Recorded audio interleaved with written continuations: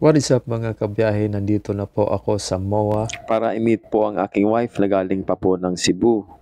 LDR no more. Sobrang na-miss ko po si Mrs. at parang ito na yata ang advance celebration namin ng Valentine's Day. Si Mrs. po ay aking high school sweetheart at mag-on na po kami since we were 14 years old. At pagkatapos po naming mag-lunch ay pumunta po kami sa NBA store dito sa MOA.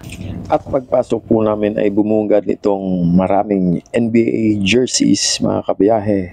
Meron ding mga pambata na Lakers and Warriors. At ang pinakagusto ng marami ang mga signature shoes na mga NBA players like Klay Thompson.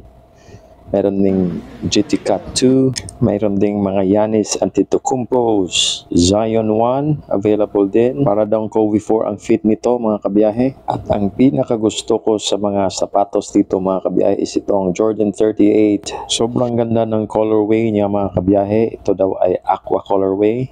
Meron ding Luka 2. At isa sa pinakamagaan na sapatos na nahawakan ko dito itong JT1. Tapos na po kami sa NBA store at naglakad-lakad kami ni Mrs. papunta sa DJI store. At dinilahan po ako ni Mrs. ng DJI Mini 4 Pro drone. Sineset up na po ni Kuya ang controller.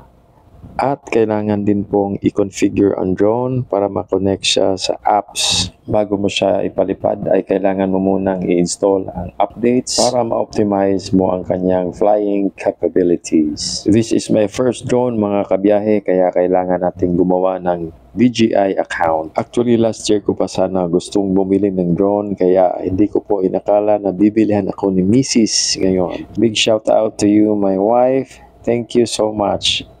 Di ko inakala na bibilhan mo ako ngayon. Tapos na kami mag-test flight at papunta na kami ngayon sa aming hotel kung saan nag-book si Mrs. malapit sa Robinson's Ermita. It's already night time at kailangan na naming mag-dinner at pumasok kami sa Robinson's na Christmas feels pa mga kabiyahe. Sinamahan ko rin si Mrs. para mamili ng kanyang mga gamit.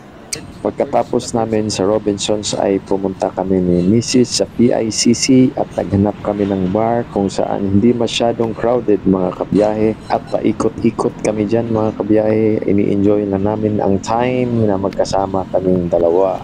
Being a seafarer mga kabiyahe is a risky occupation both in terms of physical and mental health. Spending time away from your loved ones for a long period of time requires a lot of mental toughness. Kaya kung meron kayong mga family members na mga OFW or seafarers, maigi na suportahan niyo po siya at kumustahin.